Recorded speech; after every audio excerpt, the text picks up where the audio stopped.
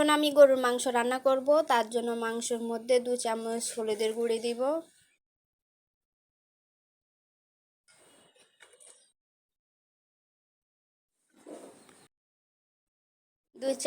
2 চামচ জিরার গুঁড়ি দিব,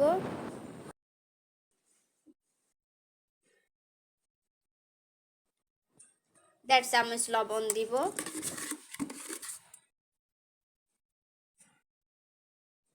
এখন আমি হাত দিয়ে ভালোভাবে এগুলোকে মিক্স করে নেব, মশলাগুলো মাংসের মধ্যে।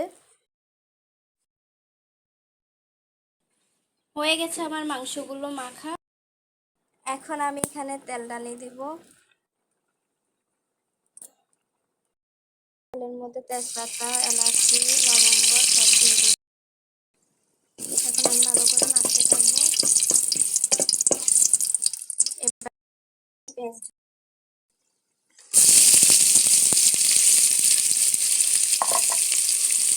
এগুলোকে ভালো করে নাড়তে হবে।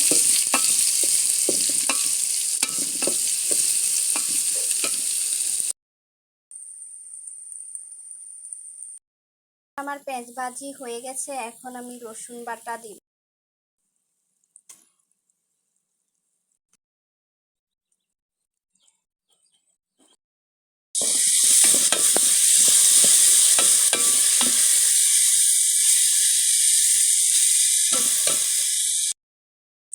এখন আমি আদা বাটা দিব।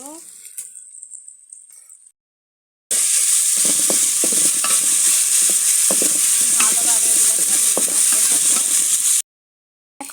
এখন আমি মশলার মধ্যে মাংসগুলো দিয়ে দিব, ভালো করে মিক্স করব। মশলাগুলো মাংসগুলো ভালোভাবে মিক্স করব। গুলা একটু তেলের মধ্যে নাড়ি চাড়িয়ে এবার মরিচের গুঁড়ো দিয়ে দিচ্ছি, 2 চামচ মরিচের গুঁড়ো দেব।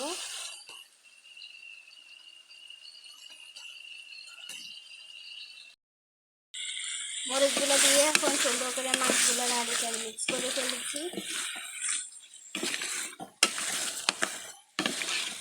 আমার মরিচ মাংসের সাথে মিক্স হয়ে গেছে। এখন আমি ঢাকনা দিয়ে ঢেকে দেব 2 মিনিটের জন্য।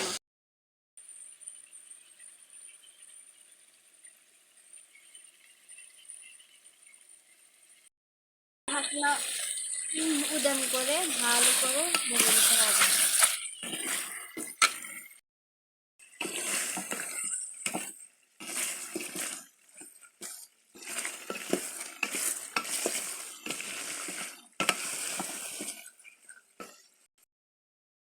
এখন আবার আমি ঢাকনা দিয়ে ঢেকে দিব। এরপর একটু পর পর উদাম করে দেখব যে এগুলা লেগে যাচ্ছে কিনা নিচ দিয়ে।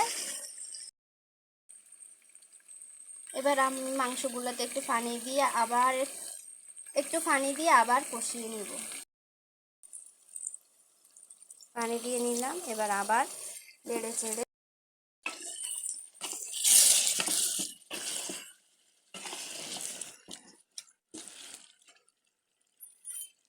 আর একটু পানি দিয়ে দিব। এবার ঢাকনা দিয়ে ঢেকে দেব। এখন আমার পানিগুলো টেনে গেছে, এবার আমি আবার পানি দিয়ে দিব।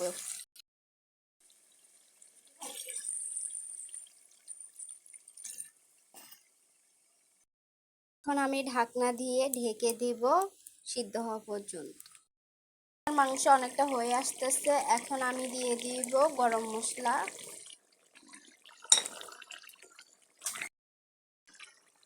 এখন দিয়ে দিব আধা চামচ পরিমাণ চিনি। এবার ভালোভাবে নেড়ে চেড়ে আবার ঢেকে দেব। হয়ে গেছে আমার মাংস রান্না, এখন আমি নামিয়ে ফেলবো।